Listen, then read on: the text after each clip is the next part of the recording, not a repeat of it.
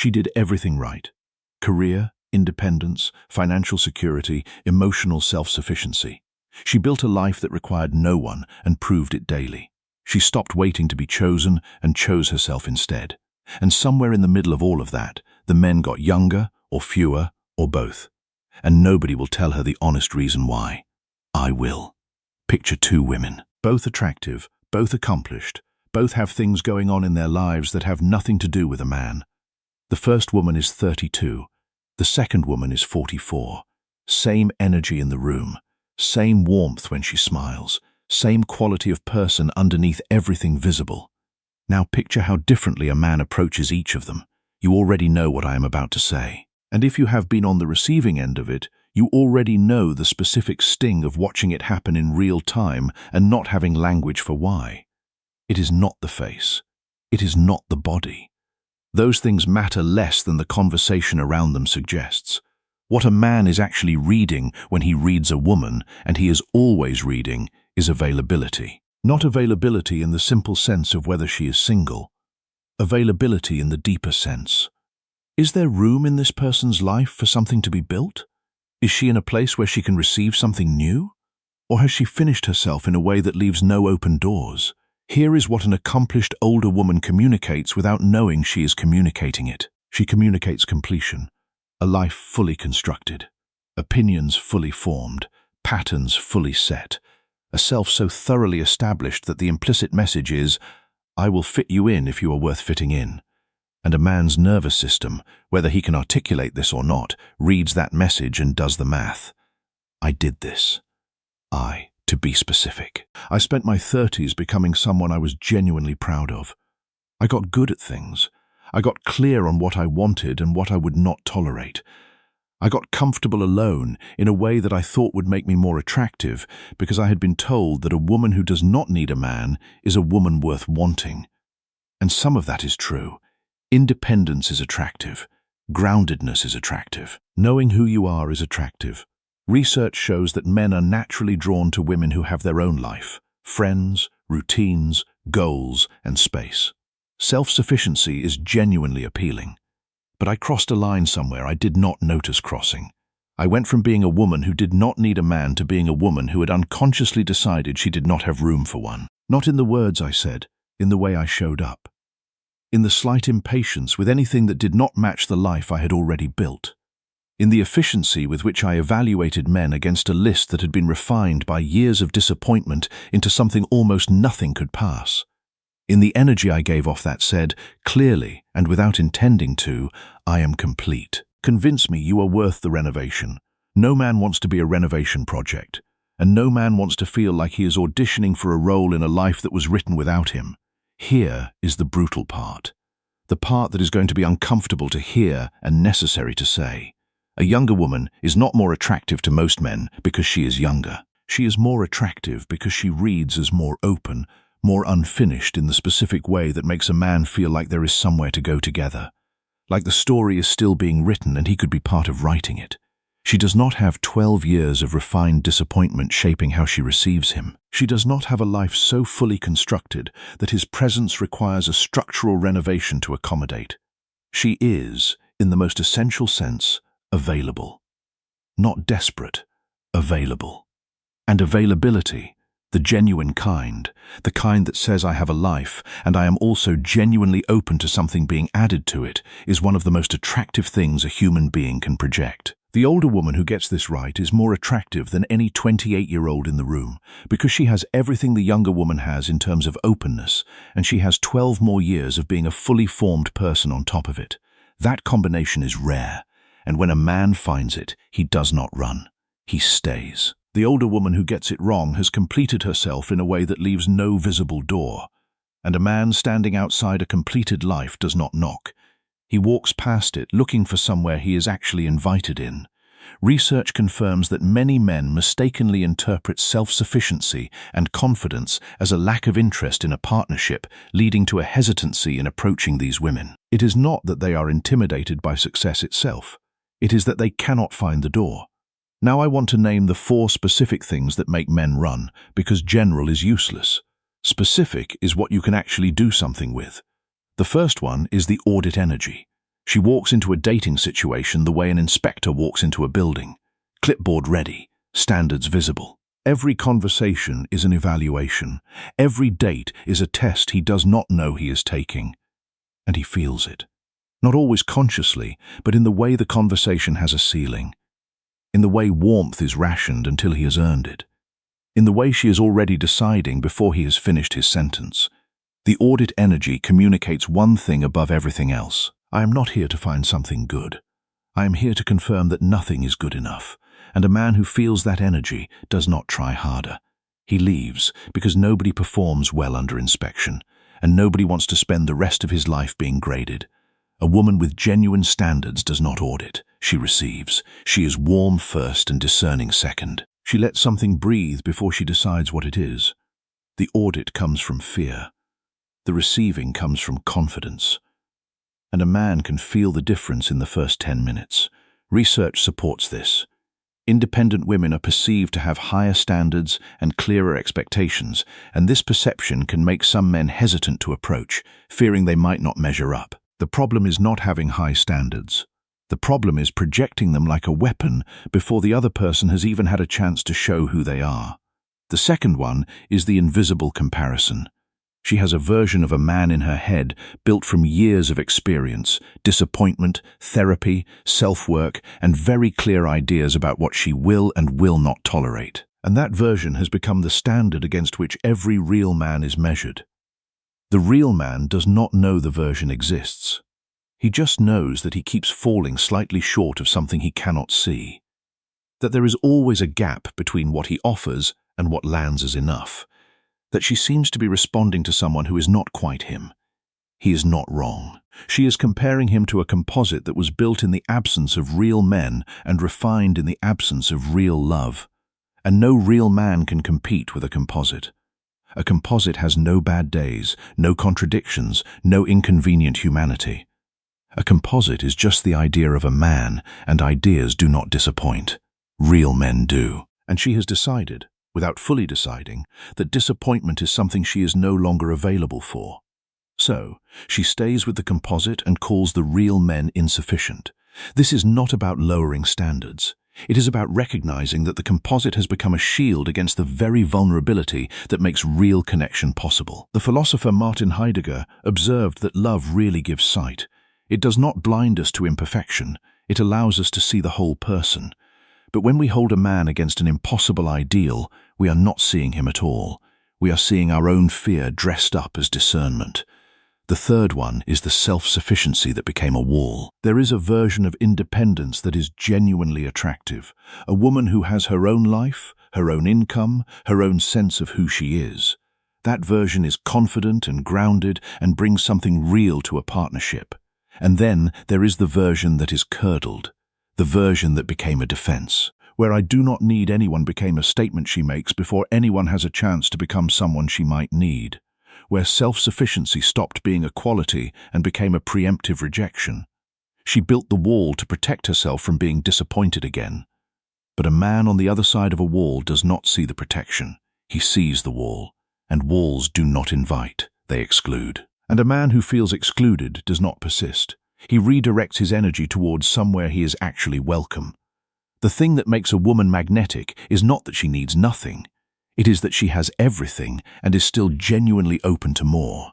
That she is whole and also willing to let someone add to the wholeness. That distinction is everything. One is a closed system, the other is an invitation. And men move toward invitations. The Stoic philosopher Epictetus argued that one's inner power to assent or not to assent to something is what constitutes one's true freedom. But freedom is not the same as fortress.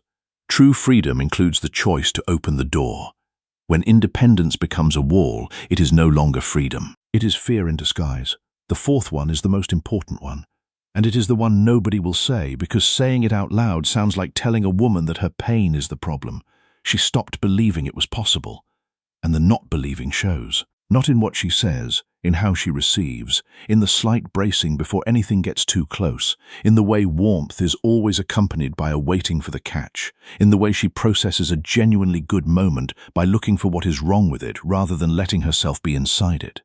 She has been disappointed enough times that hope itself has started to feel naive, and so she replaced hope with strategy. Dating became something to be managed rather than something to be experienced.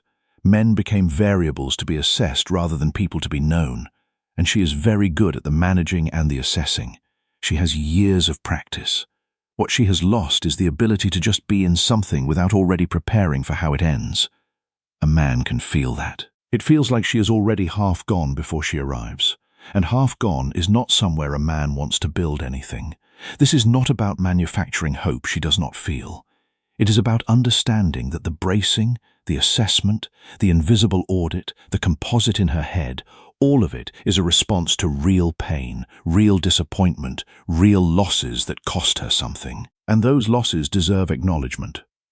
But they do not deserve to run the rest of her life. Because a woman running on old disappointment is not protecting herself. She is just making sure the future looks exactly like the past. The philosopher Bertrand Russell wrote that to fear love is to fear life, and those who fear life are already 3 parts dead. Love requires openness, connection, and vulnerability. Fearing love often means fearing pain, uncertainty, or loss. But avoiding it comes at a higher cost, emotional numbness. The woman who has stopped believing in the possibility of love is not safer. She is just more numb. Here is what actually changes things. Not lowering standards, not pretending the years of clarity did not happen, not performing a softness that is not real, or manufacturing a neediness designed to make men feel useful. What changes things is one specific internal shift, from evaluation to curiosity, from audit to presence, from managing the experience to actually being in it. A woman who is genuinely curious about the specific man in front of her, not the composite, not the category, not the pattern she has seen before, but this actual person, with his specific way of seeing things and his specific brand of imperfection. That woman is magnetic, because curiosity feels like being seen, and being seen is what every person, man or woman, is actually looking for underneath all the strategy and the performance and the protection. You cannot be curious and defended at the same time. You have to choose. And the choice you make in the first 10 minutes of meeting someone is the choice that determines everything that follows. Research from the University of Queensland found that independence actually equals success for women in the dating game, challenging the pervasive belief that women need to be conformist to be attractive. The study showed that men do not actually prefer conformist women. What they respond to is genuine self-possession combined with openness. Not the wall, but the invitation. I made the wrong choice for years. I chose defended. I called it discerning. It was defended. And I stayed exactly where I was, getting more accomplished and more certain that the problem was the quality of available men. It was not the men. It was the door I had closed and was calling a standard. The door can open again. Not all the way, all at once, to everyone. That is not what I am saying. But enough. Enough to let something breathe before you decide what it is. Enough to be curious instead of cautious for the first conversation. Enough to let a real man be a real man. Instead of holding him against the composite and finding him short, you built something real in yourself over these years. That does not disappear because you let someone in. It becomes the foundation of something better than what you could build alone, but only if you are actually available for the building. The poet Khalil Gibran wrote that you cannot direct the course of love, for love, if it finds you worthy, directs your course. Love is not something you manage or control. It is something you surrender to, and surrender requires vulnerability. C.S. Lewis understood this profoundly when he wrote that, to love is to be vulnerable. Love is not just a simple emotion that we feel, but a choice that we make each and every day. And the choice to be vulnerable, to be open, to let someone in despite the risk, is the choice that makes love possible. Without it, there is only self-protection, and self-protection, while safe, is also empty. The men are not running from your age. They are not running from your accomplishments. They are not running from your standards. They are running from the closed door. Open it. Not because you need them to stay, because you deserve to find out what happens when you stop making sure they leave. A closed door does not keep you safe from disappointment. It keeps you safe from everything, including the possibility of something real, including the possibility of being surprised, including the possibility of being loved in a way you have not yet imagined. The philosopher Walter Benjamin wrote that the only way of knowing a person is to love them without hope. To love without the guarantee of return, without the assurance of safety, without the promise that it will all work out. That is the risk that love demands. And it is the risk that a woman who has built a fortress around her heart has forgotten how to take. But the risk is also the reward. Because without the risk, there is no reward. There is only the endless repetition of the same pattern, the same disappointment, the same conclusion that men are not good enough. The Stoic philosopher Seneca wrote that there is only one course of action that can make you happy. Rejoice in what is yours. What is it that is yours? Yourself, the best part of you. You have built yourself. You have become someone of substance, of depth, of accomplishment. That is not the problem. That is the foundation. The question is whether you will let that foundation support something more, or whether you will let it become a tomb. The ancient Stoics understood that self-sufficiency is about recognizing that life is a single-player game. The only person you can change is you. But that does not mean you cannot let someone else into the game. It means you enter the game from a place of wholeness rather than neediness, and that is precisely what makes you magnetic. A woman who is whole and open is irresistible. A woman who is whole and closed is invisible. The difference is the door. I want to tell you one more story before I finish. A woman I know, a friend, spent her 40s building a life that anyone would admire. She traveled. She advanced in her career. She cultivated friendships that were deep and sustaining. She was, by any objective measure, a success. And she was desperately lonely. She went on dates. She evaluated men. She found reasons to dismiss them. Too short, too old, too young, too insecure, too confident, not ambitious enough, too ambitious. There was always something, and she would come home and tell me that the problem was the quality of available men. I believed her for a long time. And then one night, after a particularly discouraging date, she said something that stopped me cold. She said, "I don't even know what I'm looking for anymore. I just know I haven't found it." And I said, "What if you stopped looking for it? What if you just started being curious about whoever showed up?" She looked at me like I had suggested something dangerous. And I had. Curiosity is dangerous. It requires letting go of control. It requires trusting that you can handle whatever comes. It requires believing that you are enough, not because you have checked every box, but because you are, and that is enough. She did not change overnight. But she started noticing.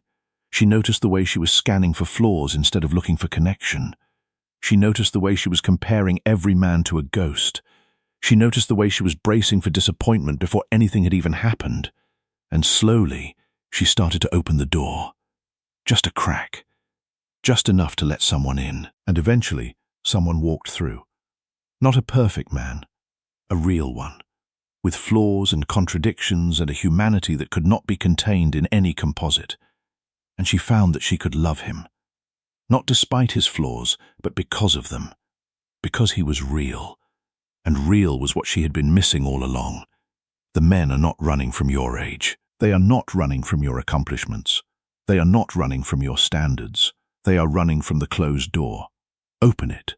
Not because you need them to stay, because you deserve to find out what happens when you stop making sure they leave. The philosopher Simone Weil wrote that attention is the rarest and purest form of generosity. When you give a man your attention, your genuine, curious, undefended attention, you are giving him something rare. And he will feel it. He will recognize it. He will want more of it.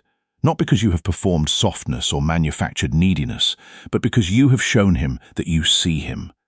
And being seen is what we all want, what we all need, what we all secretly believe we will never find. You can be the one who gives it. You already have everything else. You have the life, the accomplishments, the self-sufficiency. You just need to add the openness, the willingness to be surprised, the courage to let someone in. That is the final piece. That is the door. Open it. Drop your story in the comments. I am not asking for engagement. I am asking because I actually want to know where you are, what this stirred in you, what you are still sitting with. And if this reached something real, subscribe. Not for the algorithm, because this channel exists for one reason only, to tell you the truth about love with enough honesty to actually change something. I will see you in the next one.